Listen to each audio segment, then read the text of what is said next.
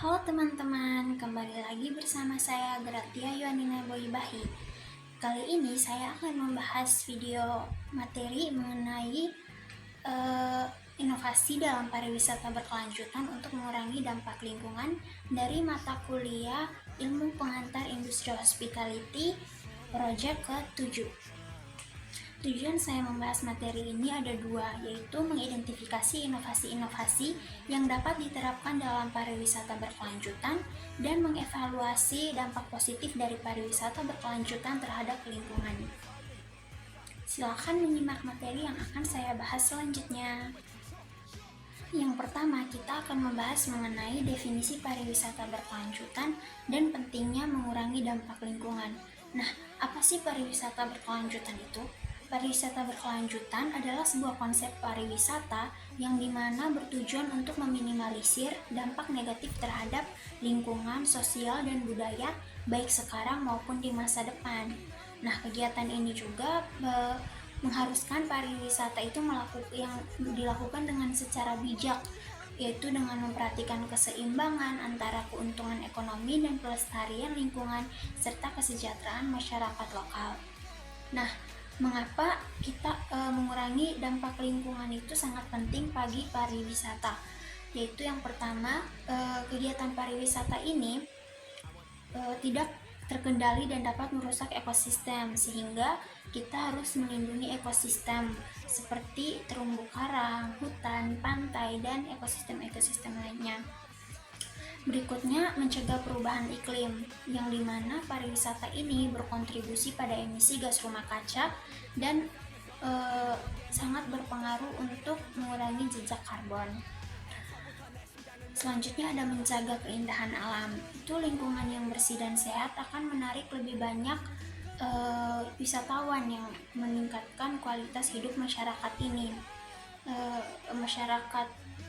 Masyarakat yang ada itu misalnya masyarakat lokal atau masyarakat yang ada di situ. Lalu ada mendukung ekonomi lokal, yang dimana pariwisata berkelanjutan ini dapat memberikan manfaat ekonomi jangka panjang bagi masyarakat lokal. Nah, berikutnya ada inovasi teknologi dalam pariwisata berkelanjutan. Di sini kita akan membahas mengenai teknologi-teknologi yang digunakan, entah itu teknologi ramah lingkungan, teknologi yang digunakan seperti teknologi informasi. Nah, yang pertama akan saya bahas itu energi terbarukan. Itu misal ada panel surya, pembangkit tenaga listrik. Itu kalau misalnya panel surya itu banyak hotel memiliki menggunakan panel surya untuk menghasilkan listrik dan mengurangi ketergantungan pada energi fosil. Lalu pembangkit listrik tenaga angin itu beberapa destinasi wisata menggunakan di daerah pesisir memanfaatkan angin untuk menghasilkan listrik. Selanjutnya ada transportasi ramah lingkungan, itu kendaraan listrik seperti mobil listrik, motor listrik, sepeda listrik, atau skuter listrik yang dapat menjadi pilihan transportasi yang semakin populer di kawasan wisata, sehingga dapat mengurangi polusi yang dapat mencemarkan lingkungan. Lalu ada transportasi umum yang efisien, itu penggunaan bus umum atau kereta api yang terintegrasi dapat mengurangi penggunaan kendaraan pribadi, sehingga dapat mengurangi juga polusi atau mencemarkan lingkungan. Ada juga teknologi informasi, yang dimana ada beberapa itu aplikasi mobile.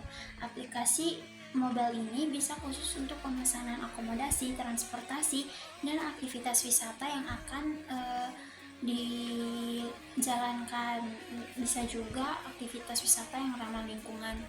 Lalu ada juga sistem manajemen energi, itu memantau dan mengoptimalkan penggunaan energi di hotel dan tempat wisata lainnya.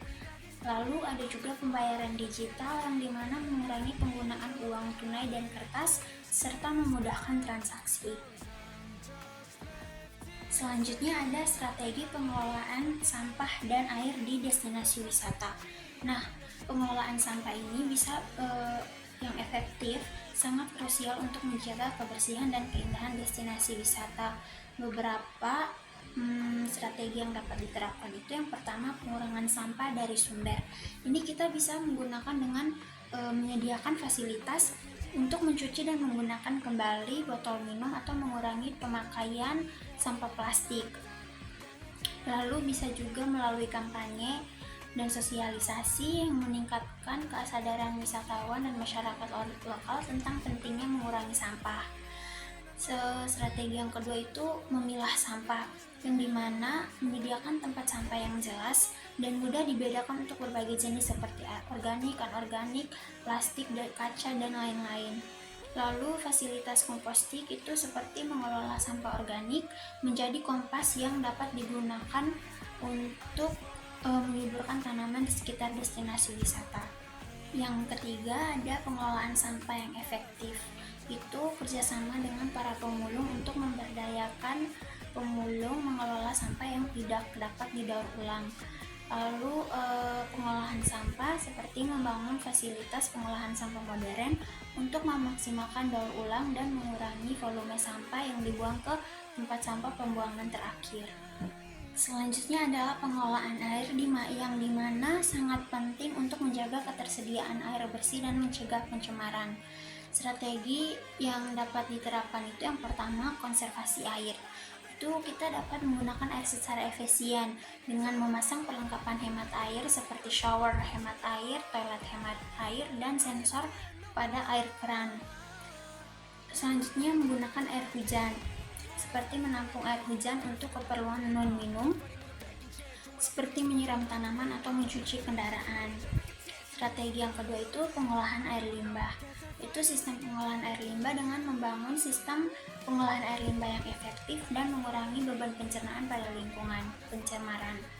Lalu menggunakan teknologi ramah lingkungan seperti biofilter atau wetland untuk mengolah air limbah domestik. Lalu ada perlindungan sumber air itu dengan melakukan reboisasi di daerah sekitar sumber air untuk menjaga kualitas dan kuantitas air. Lalu mencegah erosi tanah dengan melakukan konservasi tanah untuk mencegah sedimentasi pada sumber air. Berikutnya ada contoh kasus. Nah, contoh kasus yang saya ambil ini ada di Raja Ampat, yang dimana masalahnya itu Raja Ampat dengan keindahan alam bawah lautnya menghadapi ancaman dari sampah plastik yang mencemari laut. Upaya-upaya yang dapat dilakukan itu larangan penggunaan plastik sekali pakai. Pemerintah daerah harus mengeluarkan peraturan yang dimana melarang penggunaan plastik sekali dipakai di wilayah Raja Ampat. Yang kedua dapat kampanye bersih-bersih pantai, seperti masyarakat dan wisatawan itu diajak untuk berpartisipasi dalam kegiatan bersih-bersih pantai secara rutin. Yang ketiga, edukasi masyarakat lokal diberikan edukasi tentang pentingnya menjaga kebersihan lingkungan laut, sehingga Raja Ampat yang bisa dibilang destinasi wisata yang sangat cukup terkenal itu bisa menjadi tempat yang nyaman, yang tidak tercemar karena kelalaian para wisatawan dan masyarakat. Berikut adalah tantangan dan solusi dalam penerapan inovasi. Nah, yang akan kita bahas yang pertama adalah tantangan dalam penerapan inovasi, yang dimana penerapan inovasi itu baik dalam skala kecil maupun besar, seringkali pasti ada tantangan. Nah, beberapa tantangan yang sering ditemui itu kurangnya dukungan finansial, di mana inovasi ini seringkali membutuhkan investasi yang cukup besar, baik untuk riset, pengembangan maupun implementasi. Lalu ada juga kurangnya sumber daya manusia, yang mana tidak semua organisasi ini memiliki sumber daya manusia yang kompeten dan siap untuk mengadopsi inovasi. Lalu ada ketakutan akan perubahan, yang dimana perubahan yang dibawa oleh inovasi ini seringkali menimbulkan resistensi dari karyawan atau pihak terkait lainnya. Lalu ada juga kurangnya infrastruktur, yang dimana infrastruktur yang sangat tidak memadai dan dapat menghambat penerapan inovasi terutama dalam bidang teknologi. Lalu regulasi yang menghambat seperti peraturan terlalu ketat atau tidak relevan dapat menghambat pertumbuhan inovasi.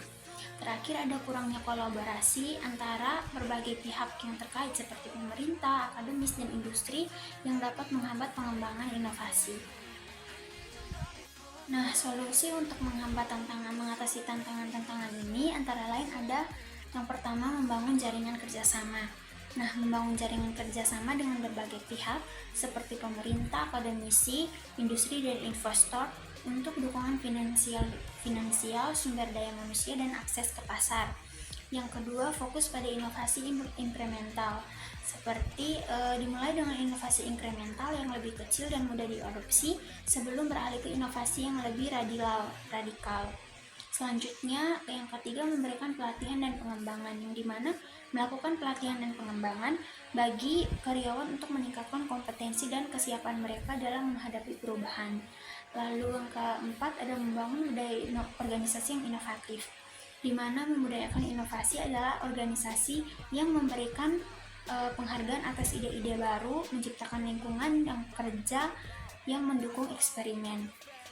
Kelima, ada mempermudah regulasi dengan meminta pemerintah untuk melakukan reformasi regulasi yang lebih mendukung inovasi. Lalu yang terakhir, memanfaatkan teknologi untuk mempercepat proses inovasi dan meningkatkan efisiensi. Selanjutnya ada kesimpulan, yaitu dampak jangka panjang dari inovasi berkelanjutan bagi lingkungan dan pariwisata.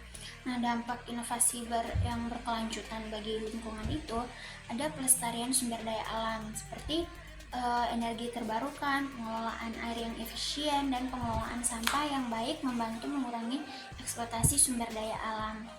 Lalu ada peningkatan kualitas lingkungan, itu teknologi baru dapat membantu membersihkan polusi, mengurangi emisi gas rumah kaca, dan menjaga kualitas udara dan air.